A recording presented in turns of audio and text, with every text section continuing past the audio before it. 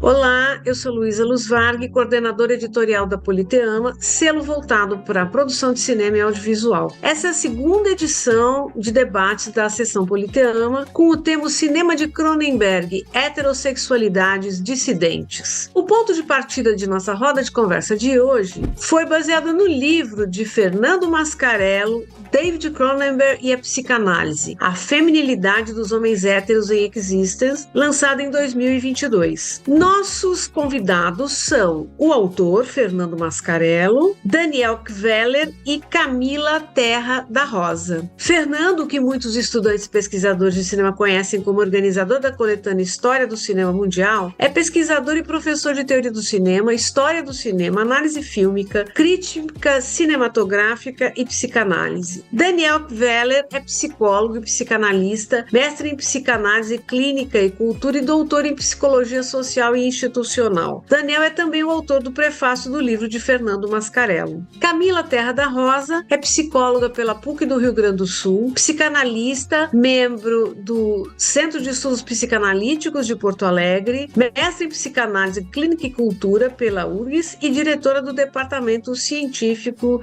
do Centro de Estudos de Psicanálise. A nossa roda de conversa vai girar em torno de 3 módulos: as masculinidades na obra de Cronenberg, diferenças de visão entre Brasil e outros países na abordagem dos estudos de gêneros e heterossexualidades dissidentes ou sexualidades dissidentes, feminismos e sexualidades no cinema e na psicanálise. Vamos então para o debate.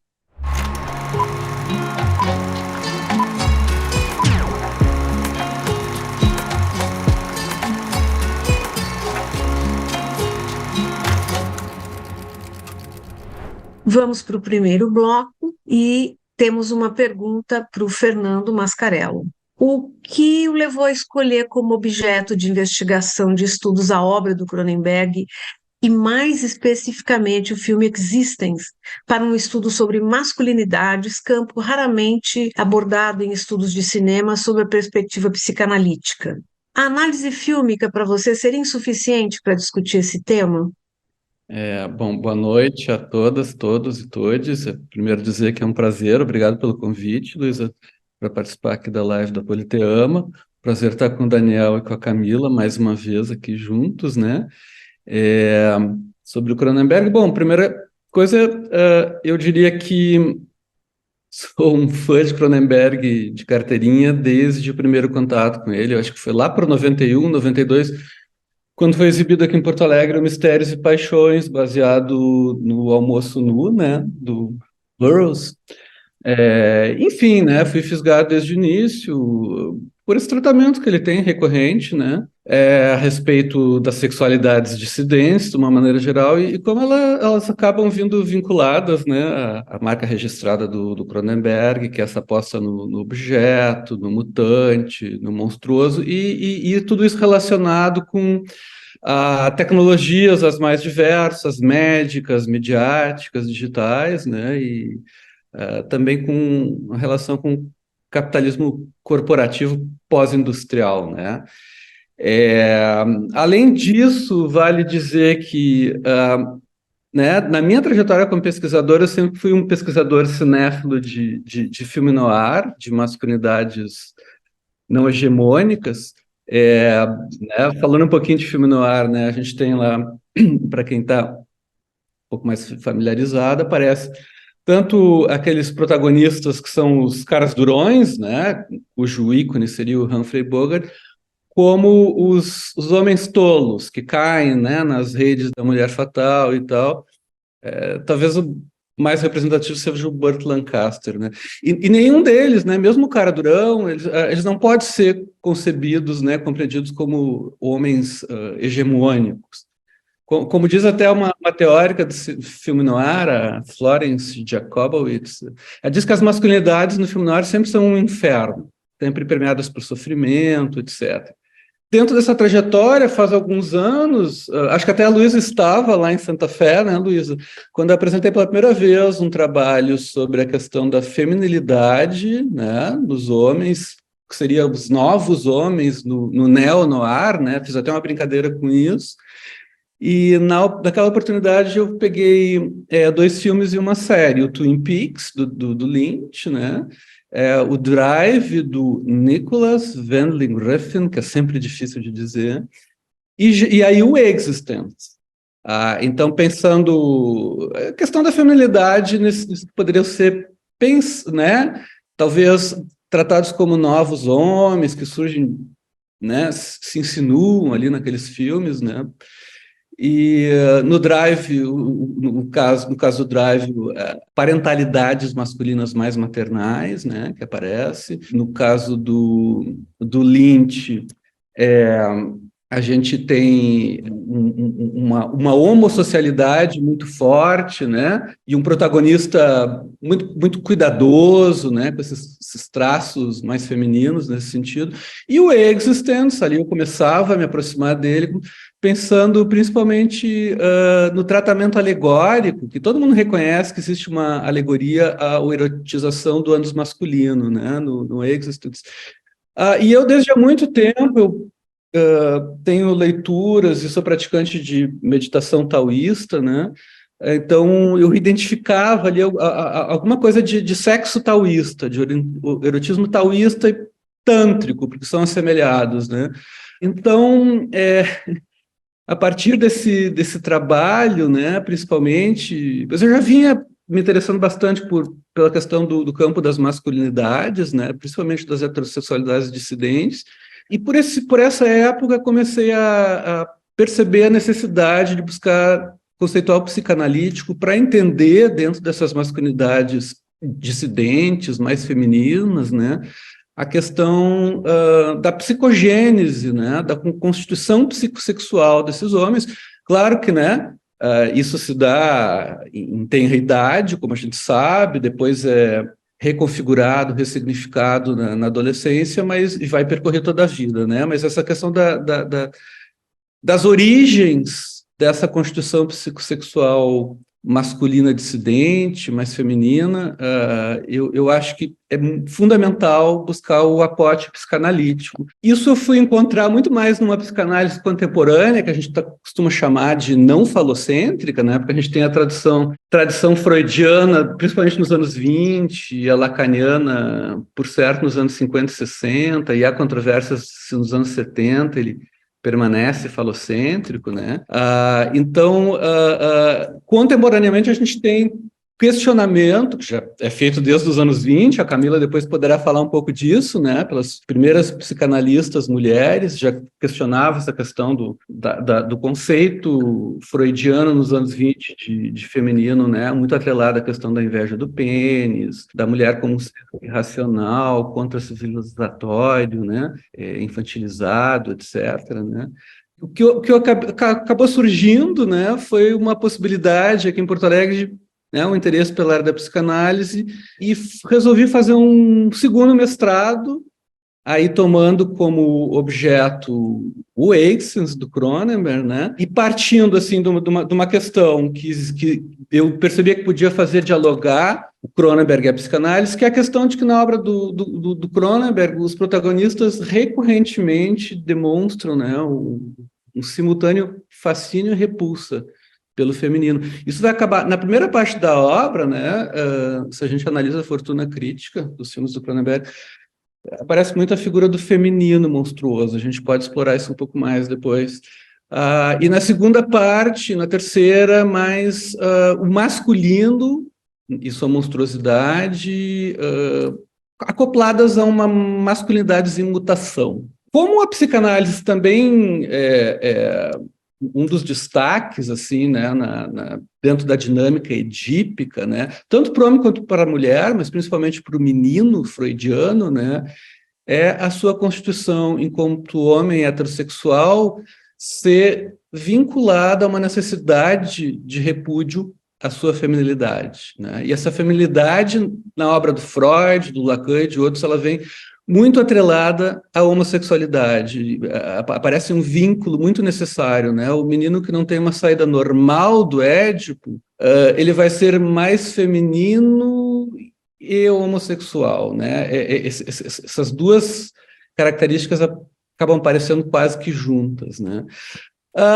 Ao mesmo tempo, eu fui entrando em contato com o campo das masculinidades, e, enfim, né, com a teoria queer, que dialogam muito junto com a teoria feminista e de gênero, e percebi que, ao contrário do que acontece na psicanálise, onde essa feminilidade dos homens é pouco estudada, é silenciada, parece que realmente acaba sendo reprimida teoricamente essa questão, ou resolvida de uma maneira simplória, né, ou o menino sai normal do Édipo, ou ele sai invertido, deficiente, né?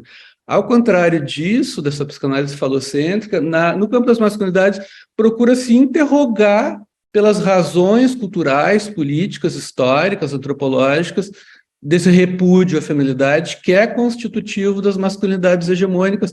Isso é um fenômeno transcultural e transhistórico, é impressionante. Assim, mesmo se a gente pega nos gregos antigos, onde havia, digamos, né, nos termos da Eve Sedgwick, que é uma das grandes teóricas queer que o Daniel estudou em detalhe, né, no doutorado que fez sobre teoria queer e psicanálise, ela vai pontuar exatamente isso, né, que, embora no caso dos gregos e de outras sociedades de povos originários, como os famosos sâmbias, né, estudados por alguns antropólogos do Oceano Índico, e, embora lá, no caso, né, o desejo homossexual e o desejo homossexual não tenham uma dicotomia tão forte, né, como a gente tem nas sociedades contemporâneas, modernas, principalmente tanto no Ocidente como no Oriente, né, ou seja, entre os gregos havia, né, como a gente sabe, aquela pedagogia homossexual, né, de toda maneira, a feminilidade havia que ser repudiada, né, nos gregos, depois daquele estágio da pedagogia homossexual,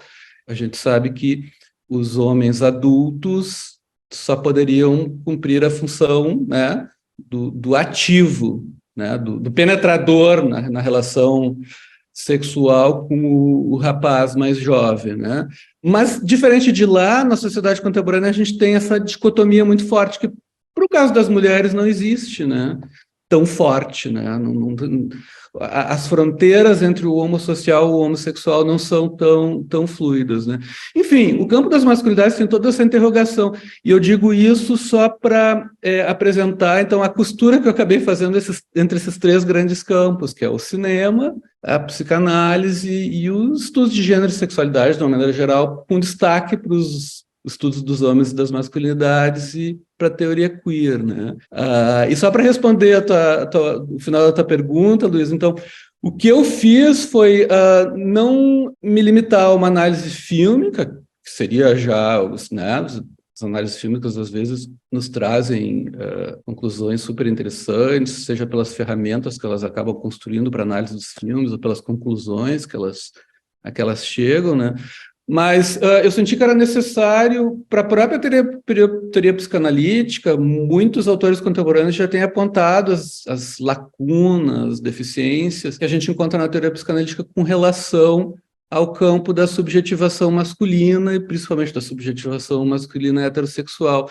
Então, achei que era possível, isso dentro da tradição freudiana, né, que ele inicia com a leitura que ele faz do romance Gradiva, na década de 1910, se não me falha a memória, em vez de pegar o material que aparece na clínica, né, para elaborar e construir teoria psicanalítica, o Freud também fazia, né, e outros psicanalistas depois dele, elaboração teórica psicanalítica a partir de manifestações artísticas, né? Então, o que eu acabei propondo para o meu orientador, e foi algo que a gente foi aos poucos experimentando, inclusive com o grande auxílio do grupo de orientação, do qual a Camila fazia parte, né? Foi também fazer uma escuta analítica do Existence, da obra do Cronenberg como um todo, para tentar dar alguma contribuição, né, para essas deficiências, essas limitações, esses equívocos que a psicanálise, ao longo da história, tem mostrado com relação aos homens heterossexuais, né? E principalmente a esses homens que eu acabei propondo, né, chamar de homens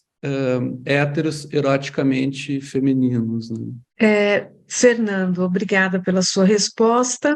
E eu convido o Daniel e Camila agora, se quiserem, a colocar ou perguntas ou considerações sobre a fala do Fernando, sobre a questão proposta para o Fernando. Daniel, não sei se tu quer começar. Bom, Pode começar, Camila. na verdade, tem uma pergunta que não sei se é simples ou não de ser respondida, mas fiquei pensando, Fernando, né, e pelo tempo que eu já venho acompanhando tua pesquisa, né, como que a partir da análise do Existence, tu pensou essa questão do repúdio barra fascínio ao feminino, né? Porque me parece que algumas vezes esse repúdio, fascínio ao feminino se confunde quase como ato do repúdio, fascínio no ato de ser penetrado, né? Não sei, é algo que eu pensei assim nesse momento, mas queria te escutar um pouquinho sobre esse ponto. Obrigado pela pergunta, Camila. Até aproveitar para contar um pouco assim a respeito do filme, né? Para quem não viu, já viu há tempo, né? Isso traz essa questão da penetração, né?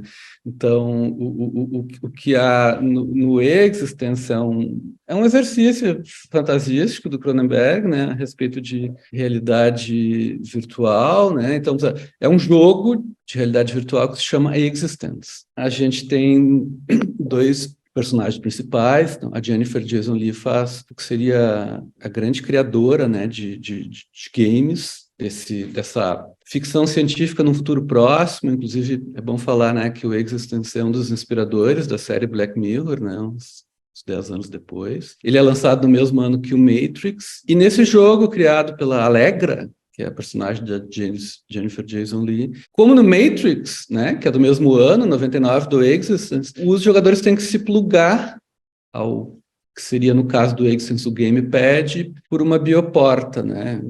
No Existence é chamado de bioporta. Só que, em vez de ser atrás da nuca, né, na região cervical, como no Matrix, é na região lombar. E logo, né, a gente, né, é levado a pensar que aquilo ali é uma metáfora para o ânus, né?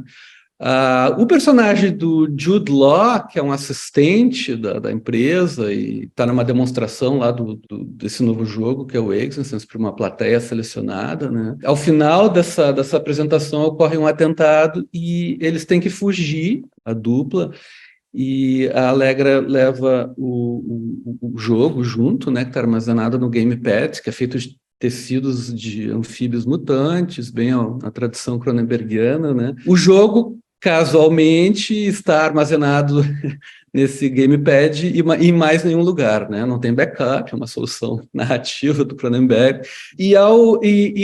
Como o gamepad foi machucado, foi ferido no atentado, a única maneira de salvá-lo é jogando, né, para preservá-lo. Como o personagem do Jude Law, o Ted Pico, não tem uma prótese lombar, ele tem que ter ela instalada, né? E é um homem que vai acabar instalando essa prótese lombar no filme com uma ferramenta que é uma britadeira, assim, quase, né? E, bom, as leituras metafóricas, alegóricas disso são por essa linha que a Camila fala, né?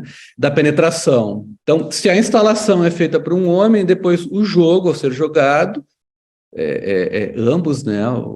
A Allegra Geller e o Ted Pico vão instalar-se, vão penetrar-se, né, através dessa bioporta lombar para jogar o jogo.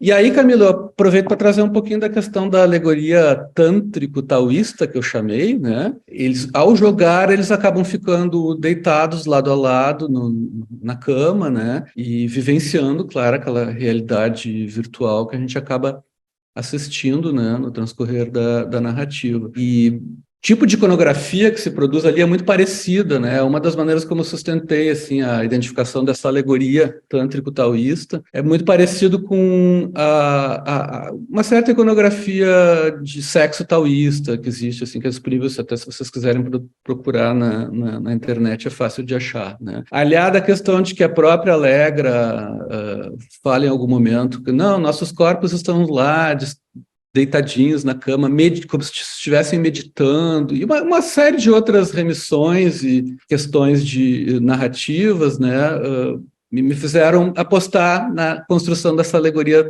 tântrico-taoísta, né, na minha análise. Então, eu te diria que sim, Camila, né, talvez o que mais chama atenção, até para o espectador comum, em termos de feminilidade, né, nesse erotismo, feminilidade para o homem, nesse sexo alegorizado, né, é essa penetração anal metafórica, né? Agora, eu, na minha leitura, acabei trazendo também o sexo tântrico ou taoísta também como instâncias de feminização, né? Porque eu acho que a maioria do pessoal conhece, né? São baseados no evitamento da ejaculação, né? Pelo homem, contenção do esperma para fins meditativos, né?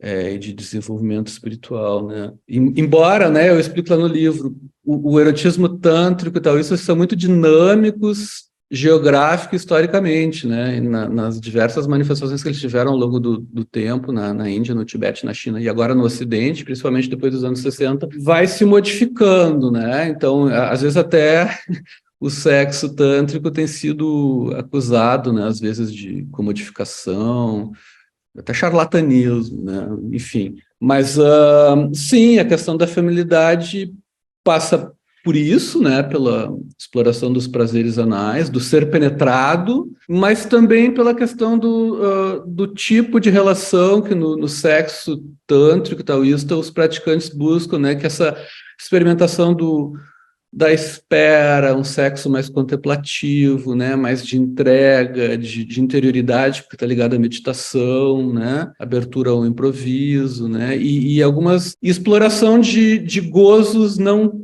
tão genitais, né, embora o sexo tântrico e o taoísta eles passem, não necessariamente, mas mais das vezes, né, na maioria das vezes, a gente vai ler lá nos próprios manuais e tal, pela penetração, né, os prazeres que podem ser explorados são de várias ordens, né, os prazeres da pele, etc., inclusive o chamado orgasmo seco no homem, né, aquela coisa que, né, conforme a gente vê nos manuais, acaba aquela energia que sobe por dentro, assim, em vez de exteriorizar-se através da ejaculação, né? Então, inclusive, esse par interioridade e exterioridade, a gente relaciona, né, com masculino e feminino, né? Histórico, culturalmente, até posso, em algum momento, falar um pouco, né, como eu entendo feminilidade, né? Talvez em algum outro momento, quando aparecer novamente essa questão, né? Por quê? Por que que eu digo isso? Porque muitos autores e autoras, né, da teoria queer e mesmo feminista contemporâneos, né, postulam, o Daniel depois pode abrir um pouco mais isso, com certeza, né? A ultrapassagem dos binarismos, né? Um dos binarismos a ser ultrapassado, na concepção de muita gente, seria do feminino masculino. Ao contrário, né, disso, eu acredito, assim como muitas feministas hoje em dia, né, muitas delas inspiradas na Lucy Irigaray, né, como as neomaterialistas feministas australianas, né, e como a própria psicanálise sempre apostou, e como também o Tantra e o Taoísmo apostam, né, na questão da diferença sexual, né, embora essas autoras feministas contemporâneas australianas, neomaterialistas, elas propõem uma revisão da Lucy Irigaray, né, no sentido de uma complexificação, né? Então, eu gosto da ideia, né, a partir da obra delas, de pensar numa purificação da diferença sexual, né? Então, a diferença sexual, masculino e feminino, mas com todas as suas diálogos e entrecruzamentos possíveis, né? Aliás, a ideia de homens eroticamente femininos já aponta para isso, né? Mas eu não sei se te respondi, Camila. Desculpa ter interrompido. Camila, podemos passar para a questão do Daniel? Claro, aham. Então, boa noite, pessoal, boa noite a todos, né? Obrigado pelo convite para estar aqui. Na verdade, a minha pergunta, acho que ela já foi parcialmente respondida, assim, né, no que tu estava respondendo para Camila, Fernando, mas eu queria, assim, que talvez tu pudesse abordar mais diretamente, né, o que são esses homens, então, eroticamente mais femininos, né? E o que há de feminino nesse erotismo? Acho que isso é uma questão bem, bem importante, assim, para a sequência da nossa conversa. Então, a ideia de homens eroticamente femininos foi uma ideia que me surgiu para tentar contemplar um tipo de prática hétero por parte dos homens héteros, né? Que não seria tão extrema, que estaria para além ou para quem, Daniel, não sei como dizer, né? Do BDSM, né? Do sadomasoquismo. Claro, né, que a gente poderia incluir os homens com práticas sadomasoquistas dentro, né, seria uma espécie dentro desse gênero maior, que seriam os homens eroticamente femininos. Agora, o que me interessava mais não era tanto os homens héteros sadomasoquistas, né? E aí, né, eu parto muito, tu sabe, de uma ideia de fluidez consonante com a teoria queer entre o hétero e o bissexual. Então, até um dos conceitos que eu tomei do campo dos estudos dos homens e das masculinidades, como vocês sabem, foi o de homem hétero queer, justamente, né? Por deslizar, né, de uma maneira mais fluida, rumo ao campo, né, dialogar, transitar pelo campo de uma homoafetividade mais forte ou de práticas mais femininas, né, atitudes mais femininas. Não, eu não consideraria que há uma fronteira dura entre, né, os homens héteros que não praticam sadomasoquismo e aqueles que praticam, né? Assim como também não existe uma fronteira dura entre essa heterossexualidade desses homens e uma bissexualidade, né? Eu gosto de pensar isso tudo de uma maneira fluida. Mas, continuando a te responder, como já existe bastante pesquisa e bastante debate público sobre sadomasoquismo em geral, né? Eu já me interessei pela questão do êxtase, de pensar a feminilidade no êxtase dos homens héteros, justamente porque vem falar de um contingente muito maior, né, me parece, quantitativamente falando e culturalmente também, né, do que os homens sadomasoquistas. E aí o que está em jogo, né? Essa falta de um debate público maior a respeito dos homens héteros, que são mais numerosos, mas que têm essa tendência a um gozo, a práticas mais femininas, né? Eu acho que tem que ser atacada, né? No sentido de tornar essas práticas mais inteligíveis. Então, às vezes, bom, existe o velho clichê, né, o fio terra, como se fala aqui, ao menos no Rio Grande do Sul, né, o homem sendo tocado no seu ânus pela mulher.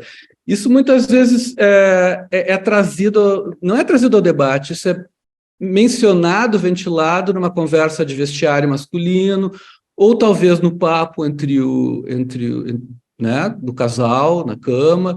Agora, raramente é trazido a um debate público mais aprofundado, de pensar o que isso significa em termos de repúdio à feminilidade, né? Em pensar o que é essa feminilidade constitutiva de todo homem e que, em alguns homens, por algum motivo da sua psicogênese, acaba ficando mais marcada, né, em termos de suas fantasias, seus prazeres na cama, né? Alguns homens héteros. Isso que é pouco falado, que é muito pouco inteligível. Até eu uso o conceito de abjeto da Butler, né? Vocês sabem, para pensar isso. A minha ideia era trazer isso, né, à tona, dar uma certa visibilidade pública e tentar pensar isso teoricamente, claro, né? E por outro lado, Daniel, assim como, bom, se homens héteros eroticamente mais femininos são gênero, e homens masoquistas, sadomasoquistas são espécie, esse gênero, homens eroticamente femininos, é espécie de um gênero ainda maior, que são os homens héteros mais femininos de uma maneira geral, né? Ou seja, antes eu falava lá dos filmes neo-noir que eu analisei, né? Homens que se dedicam à paternidade de uma maneira mais feminina, mais dedicada, ou os metrosexuais, né? São homens mais femininos, mas que não necessariamente têm práticas eróticas mais femininas, né? Também não sei se te respondi, né? Eu perguntava da categoria, né? Dos homens eroticamente femininos. Eu te pergunto, assim, porque eu acho que é sempre difícil propor uma categoria, assim, né? Assim, acho que é sempre desafiador, mas eu acho que isso que tu fala de uma fluidez, né? Quase na ideia de um espectro, talvez, né? Talvez seja uma boa maneira da gente conseguir sustentar essa categoria, sem estabilizar ela completamente, né? Assim, mas manter ela um pouco em aberto e não estanque, né? Então, acho que esse é um dos pontos fortes, assim, do texto. Enfim, não, eu ia comentar, eu voltar a comentar essa ideia da fluidez, né, e da categoria não ser, enfim, né, rígida e bem acabada, né. A ideia, eu acho que é justamente, bom, apostar no trânsito, apostar nessas fronteiras mais fluidas, e eu acho que a ideia de uma heterossexualidade mais feminina, né, ou de um heteroqueer, no segundo o conceito do Robert Risley, o antropólogo americano que eu utilizei, não, né, ela vem permeada desse trânsito com a bissexualidade, né, é algo meio inevitável. E aí eu acho que, né, conforme a gente já conversou, a Sylvia Bleichmer, essa psicanalista argentina contemporânea, recém-falecida, enfim, no livro dela, né, chamado Os Paradoxos da Sexualidade Masculina, ela aponta exatamente isso, quer dizer, na própria constituição da psicossexual da masculinidade hétero, existe, né, na dinâmica edípica, a necessidade daquela introjeção, usando termos psicanalíticos, introjeção fantasmática do pênis paterno, né? Então, e que a gente poderia, né? Acho que ninguém fez ainda, mas é um caminho mais ou menos óbvio, né? Interpretar essas práticas mais concretas de gregos e alguns povos originários, né? De efetivamente materializarem essa penetração, né? Sair do fantasmático e vir para o experiencial, né? Como caminho para a heterossexualidade. Então, o que a Bleichmer vai afirmar? Ela vai propor que em qualquer homem heterossexual, né, por mais macho que seja, embora a gente sabe que macho demais já implica alguma coisa, né, mas mesmo que a gente suponha o homem com a saída mais normal imaginável da dinâmica edípica, né, esse homem hétero também vai ter como diz a Bleichmer, essa constante angústia, né, homossexual, né, decorrente disso, do fato de a masculinidade hétero, da virilidade, ser instaurada através dessa fantasmática da penetração pelo pai, né. Então, isso vai acabar aparecendo, né, Daniel, eu acho, né, em termos quais são as fronteiras entre a bissexualidade e a heterossexualidade, não tem como demarcar, né? Acho que toda vez que, né, e vocês são psicanalistas, eu não sou, toda vez que um homem leva um sonho com conotações homossexuais para análise, né, sendo ele um hétero, ou naquele momento pelo menos um hétero, é isso que está em jogo, né? Vocês podem até trazer a experiência, a visão clínica de vocês a respeito disso, né? Essa fantasmática que vai aparecer através de sonhos, de atos falhos, né? Ou de uma regionalização da região do ânus, que pode ser durante o ato coito heterossexual, ou durante a masturbação, ou uma feminilidade que sai num trejeito, né? Um deslize corporal, né? Essa homossexualidade talvez reprimida até aquele momento nesse hétero, né? O quanto que ela pode ganhar de dimensão na vida efetiva desse homem, né? Esse homem vai permanecer apenas sonhando, tendo sonhos eróticos ou talvez não explicitamente eróticos, de conotação homossexual. Ele em algum momento vai experimentar isso, em algum momento ele vai viver um caso homossexual e depois vai retornar a uma condição hétero. Agora, o que eu penso como identidade heterossexual é desses homens que, mesmo tendo sonhos, fantasias, eventuais experiências no passado, né, talvez até no presente, se apresentam como héteros, que costumeiramente e de uma maneira desqualificadora vão eventualmente poder ser chamados de enrustidos, né? Então tem toda uma questão aí muito embaralhada que vocês, psicanalistas, têm muito mais condições de falar a respeito do que nós que não somos, né? Embora façamos análise. Te jogo de volta, né, Daniel, e para Camila, e, né, eu sei que tem questões aqui, mas daqui a pouco a gente também traz as questões do pessoal para dialogar com isso, né? Então, eu queria aproveitar, Fernando, e colocar uma pergunta para o Daniel, outra para a Camila, e também já ir adiantando aqui, porque teve uma pergunta bem longa no chat que eu achei muito interessante, para o Daniel. No prefácio do livro, Daniel, do Fernando, você afirma que uma das principais contribuições, né, do trabalho dele é o de oferecer novas vias para a exploração da interface gênero psicanálise no Brasil, porque enquanto em outros locais essa interface está consolidada há décadas, no Brasil os autores de ambos os campos pouco dialogam, ou seja, psicanálise e cinema pouco dialogam. Então, que papel você acha que esse trabalho do Fernando, o que o Fernando abre nessa questão e quais os possíveis motivos dessas diferenças? Né? Na verdade, até nos grupos de pesquisa dos quais eu participo, há uma certa ojeriza pela questão da discussão da psicanálise e gênero, né? Já houve perguntas e intervenções nesse sentido, né? Psicanálise, feminismo, não vai por aí, etc. Eu já fui muito inquirida sobre isso, né? E para Camila, eu queria saber, o livro traça esse diálogo entre psicanálise e questões de gênero, trazendo uma possível leitura freudiana sobre masculinidades, a gente já falou, vocês já falaram um pouco disso, né? Além de outros autores que se debruçam sobre o tema. De que forma você acha que a psicanálise, ao dialogar com a teoria feminista, pode contribuir para os debates sobre as heterossexualidades dissidentes? E eu queria acrescentar uma coisa, existe uma heterossexualidade dissidente? É uma pena que o autor dessa pergunta não está aqui, mas a gente foi bastante questionado pelo Zap e tal, quando lançou a ideia da discussão sobre isso, porque o heterossexual é a norma.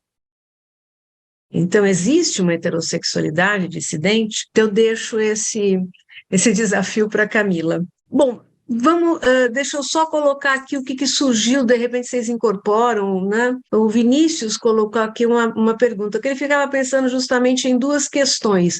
Como essa imagem da feminilidade dos homens héteros pode dialogar com sexualidades dissidentes da heteronormatividade, como a transexualidade, a bissexualidade e a sexualidade, e diz, olha, não assisti o filme, mas por algumas sinopses que vi, haveria também esse subtema da toxicidade do mundo gamer. A protagonista como desenvolvedora do jogo seria um contraponto. Essa pergunta ele fez para o Fernando, tá, Fernando? Essa pergunta que eu estou lendo agora. O professor conhece outras obras que trabalhem com essa questão? And so on, mas eu, de qualquer maneira, gostaria de que as respostas viessem na ordem que eu as fiz. Muito obrigada. Assim, eu acho que a questão ali, né, sobre esse diálogo entre os campos, né, eu vou abordar mais a questão da psicanálise e do gênero, né, porque eu não sei até que ponto a psicanálise está incorporada, assim, nos estudos de cinema, audiovisual, né, acho que isso é uma outra questão, embora eu sei que nos Estados Unidos é muito presente, né, em outros lugares do mundo também. Mas eu acho, né, isso é uma coisa que eu salientei bastante no prefácio, que era esse bom momento, né, dessa pesquisa ter sido publicada em livro, né, e circular mais, porque acho que o Fernando traz novas, não só uma, assim, mas eu acho que ele traz várias novas perspectivas, novos problemas, né, novas perguntas para esse diálogo entre psicanálise e gênero. Eu acho que uma primeira questão que a gente precisa colocar é que o gênero, né, os debates de gênero não são um tema exatamente novo, pelo menos não na minha perspectiva para a psicanálise, tá? Da maneira como eu vejo, né, o gênero, né, como os estudos de gênero, né, que vão pensar um pouco sobre esses papéis, né, todas essas esferas multidimensionais, né, do masculino e do feminino, como é que elas operam na nossa cultura, como é que são criadas e reproduzidas, isso já era uma preocupação do Freud, desde o princípio.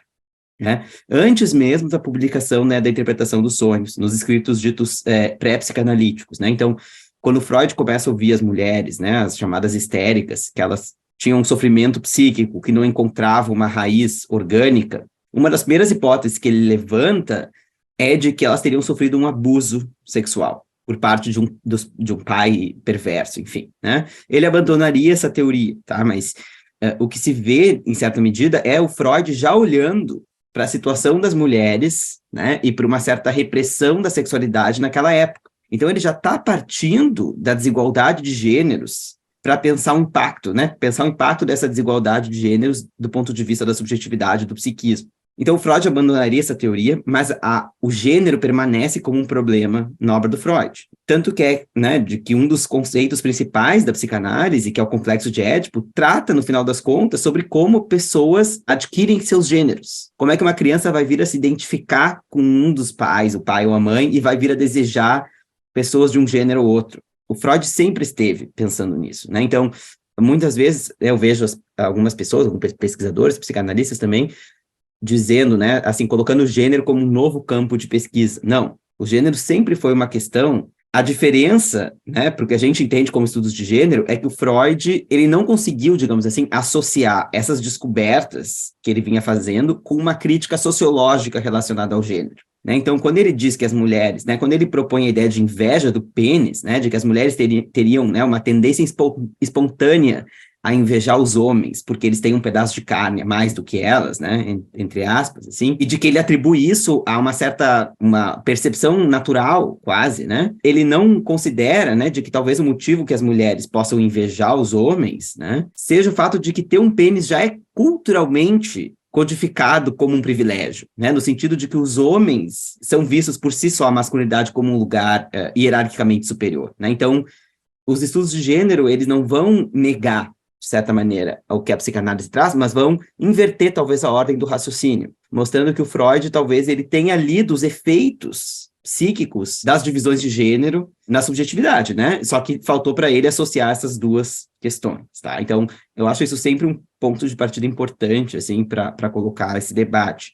E eu acho que no Brasil a gente tem visto um boom, né? Um aumento bem considerável nos últimos 10 anos, principalmente, de pesquisas tratando sobre psicanálise e gênero. Infelizmente, são poucas que eu acho que trazem o cinema como um triangulador, assim, porque eu acho o cinema super interessante, assim, para pensar essas questões, o cinema e a literatura, as artes de maneira geral, né? Mas eu acho que no Brasil a gente tem se concentrado em questões muito pontuais, né, dessa interface, né, que é muito, que na minha opinião, uma delas é a questão da sexuação. A gente tem muito, que enfim, é uma questão principalmente lacaniana, né, então existe um predomínio lacaniano nas universidades, né, então isso também resulta em um certo predomínio de algumas questões a serem investigadas, e aí o Lacan, ele vai trazer esse debate que era muito preso na anatomia em Freud, ele vai colocar num outro lugar, né, um lugar da lógica, um lugar da antropologia, um lugar da linguagem, e vai se centrar muito nessa questão da diferença sexual do mundo fisiológico. E isso vai dominar os debates muito pela discussão sobre,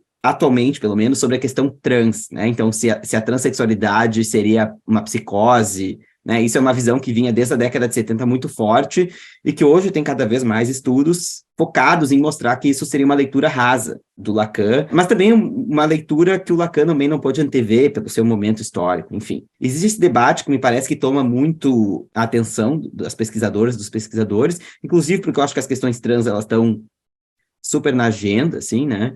Então, pelo menos na política brasileira, né, a gente sabe que essa cruzada antigênero, né, que tem aparecido entre os políticos conservadores, se dirigem muito às questões trans, né? Mas eu acho que isso acaba fazendo com que a gente deixe de lado uma série de outros autores, uma série de outras autoras, uma série de outras perguntas que eu acho que o Fernando consegue trazer, né, explorando a Sylvia Bleichmann, por exemplo, né, mas uma série de outras autoras, assim, que eu nunca tinha visto serem trabalhadas no Brasil, e num diálogo muito rico, né, com os estudos queer, né? Então, eu acho que o Fernando realmente vai trazendo e misturando um pouco esses conceitos, eu acho, assim, vai criando uma receita ali, uma muito singular, e que eu acho que aponta para várias direções. Eu acho que esse livro é um ponto de partida, mais do que chegada, assim, né? Eu acho que o livro tem nisso o seu maior, né, a sua maior conquista, assim, de mostrar que esse debate se desdobra para muitas outras searas, assim. Mas, enfim, isso eu acho que também o livro coloca questões para a teoria queer. E aí eu vou dizer só uma coisa, assim, que eu acho que eu não é uma discordância em relação ao Fernando, mas eu acho que é de um outro ponto de vista. Eu não vejo os estudos queer necessariamente como a superação do binarismo. Eu vejo, embora eu acho que tem algumas autoras, alguns autores que sim falam sobre isso, né? Eu acho que os estudos queer, eles têm uma tendência mais de desconstrução do binarismo. E desconstrução não é destruição, né? A desconstrução, ela é mostrar uma certa instabilidade, né? De que tu não tem o masculino e o feminino, eles não estão estanques em polos opostos. Eles precisam um do outro para existir, justamente pela perspectiva da recusa. Então, o masculino, ele precisa recusar o feminino precisa existir, mesmo que pela sua negação, para a afirmação do masculino. A desconstrução é mostrar isso, né? Que a dicotomia, ela não é exatamente uma dicotomia, de que ela está sempre em movimento, né? Ela nunca pode ser paralisada, vista como parada. E eu acho que é por isso que quando a gente começa a falar nas categorias, bi, mais feminino, hétero, sadomasoquista, as coisas começam a se embaralhar, porque a gente nunca consegue definir elas precisamente. Eu acho que talvez seja isso que os estudos queer, pelo menos as vertentes que eu mais identifico, colocam, né, de que a gente precisa pensar, porque o gênero é importante, né, assim, eu acho que os estudos queer não estão dizendo assim, essa diferença entre homens e mulheres não é importante, porque ela tá aí, organizando a nossa sociedade, mas ela é muito mais complexa do que ela parece ser, inclusive do ponto de vista genético, biológico, né, como as neomaterialistas estão mostrando, feministas neomaterialistas. Mas, enfim, eu vou parar por aqui, porque eu sei que ainda tem várias outras questões aí. Bom, então, pensando nessa questão, né, que foi colocada, né, primeiro que eu penso, assim, que a prática psicanalítica, né, por se tratar de uma clínica, ela permite que a psicanálise seja mais permeável também, né, tanto as questões da cultura quanto as questões da singularidade de cada sujeito, né. Quando eu digo permite, é porque não necessariamente isso acontece, porque depende do analista e do conservadorismo de quem escuta, né. Então, dito isso, eu acho que talvez eu já vou começar pelo final dessa pergunta, né, que foi se existem heterossexualidades dissidentes. Eu acho que eu vou responder isso com uma outra pergunta, que é, será que existe alguma sexualidade que não seja dissidente, né? Pensando que a sexualidade, poder sentir esse prazer, mesmo que num modo visivelmente, olhando de fora, extremamente dentro do padrão, né? No inconsciente, isso vai ser sempre subversivo de alguma forma. E aí, dessa forma, a gente pode pensar numa sexualidade dissidente. E isso muito partindo da clínica também, né? Dos nossos consultórios, é isso que a gente escuta. Isso que se espera tanto de uma homossexualidade, uma heterossexualidade de homens, mulheres, todos esses termos que temos por aí, né? Muito pouco se aplica na prática, né? E isso traz conflitos porque existe um padrão do que é esperado para os sujeitos, né? Então, isso também traz o conflito de não estar dentro dessa ideia, né? Quando eu penso sobre psicanálise e feminismo, né? E Luísa, antes tu comentava de que se existe uma questão, se pode ocorrer esse diálogo, de fato, né, entre psicanálise e feminismo, eu acho que a psicanálise sairia perdendo muito se isso não pudesse continuar acontecendo, se isso não ocorresse, né? Pensando um pouco na história, assim, da psicanálise e feminismo, eles começam num momento muito próximo. Os primeiros movimentos sufragistas, eles são concomitantes com o início da psicanálise, e isso está escrito, inclusive, nos textos freudianos, né? Freud comenta de que as mulheres agora querem ter os mesmos direitos dos homens, comenta com uma crítica em relação a isso, né? E acho que não é à toa que a histeria aparece nesse momento também, né? A histeria como esse espontâneo do feminismo, como fala, né, a Emile Bleichmann. Por um lado, psicanálise e feminismo teriam tudo para estar na mesma sala, né, em termos históricos. Por outro lado, eu acho que é um movimento muito mais de encontros e desencontros, né, e tentativas de diálogo que ocorrem até hoje. No momento que, e aí o Fernando trouxe, né, que quando as primeiras mulheres psicanalistas começam a escrever sobre sexualidade feminina, tem um novo movimento na teoria freudiana, né, eu acho que isso também, a entrada de mais mulheres estudando psicanálise, proporcionou que o feminismo pudesse ter um diálogo maior com a psicanálise, né, que antes não poderia ocorrer, e eu acho que a gente está num momento de poder pensar sobre isso, né. E aí eu fiquei pensando também, escutando o Daniel trouxe sobre essa primeira teoria freudiana, né, de que as histéricas teriam sido abusadas por pais perversos, né, e que depois Freud acaba abrindo mão, e eu acho que esse ato do Freud de abrir mão dessa teoria acabou muitas vezes despolitizando a psicanálise, né? Então essas questões de gênero que acompanham a psicanálise, como o Daniel falou muito bem, o tempo inteiro, elas acabaram tentando eliminar a questão das relações de poder que ocorrem entre os gêneros, né? E aí é que eu acho que o trabalho do Fernando é tão potente, porque ele politiza essa questão, né? Esse debate de poder pensar o que é dissidente, o que é o excesso, né? E o que é o padrão, e que isso é taxado dessa forma, categorizado dessa forma, em função das relações de poder que vão ocorrendo entre essas posições, né? Então, não sei se eu respondi muito a questão, mas foi isso que eu fui pensando a partir, né? E acho que, enfim, acho que essa é a potência do trabalho do Fernando, que eu venho acompanhando desde do grupo do mestrado, né, Fernando? E vejo também do investimento que o Fernando faz, inclusive de não achar tanto material escrito sobre esse assunto, né? E de poder fazer essa pesquisa.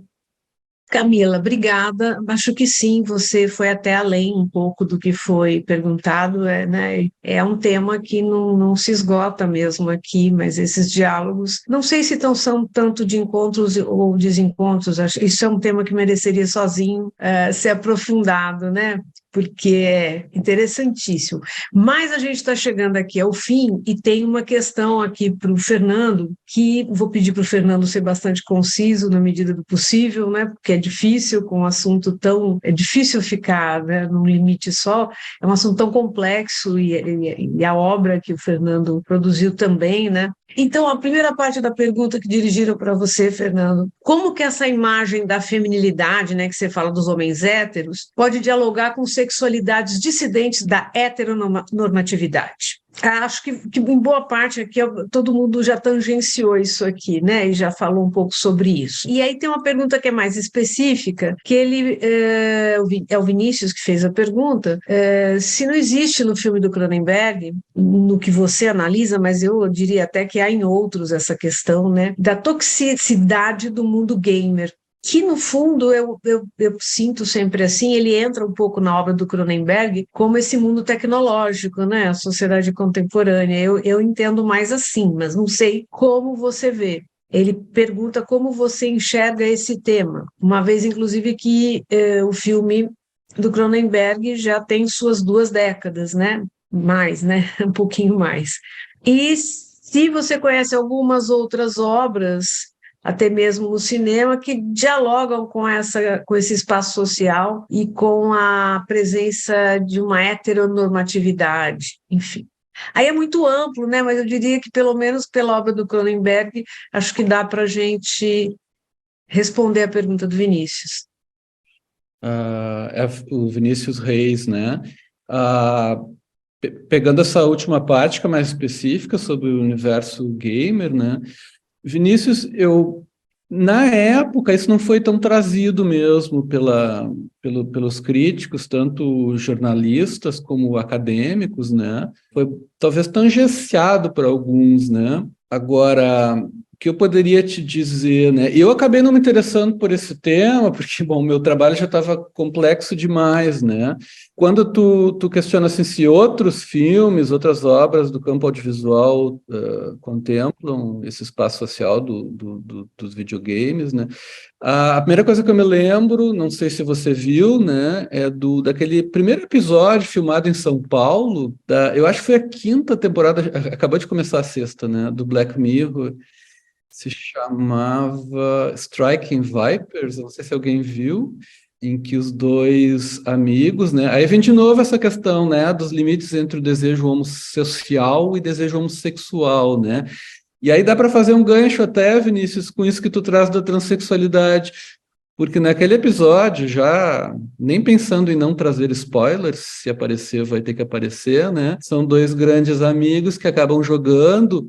Tem um videogame, eu não entendo muito, né? Mas acho que tem um videogame da década de 90 que se chama Viper, ou Vipers, né? Que tem uma protagonista feminina, né? Então, no jogo, no episódio, um deles assume o avatar feminino e o outro o masculino, né? E eles acabam no meio da briga. Aí dá para fazer até um gancho com o Clube da Luta e filmes sobre violência entre homens, né? O quanto existe de afeto reprimido ali que tenta extravasar, né?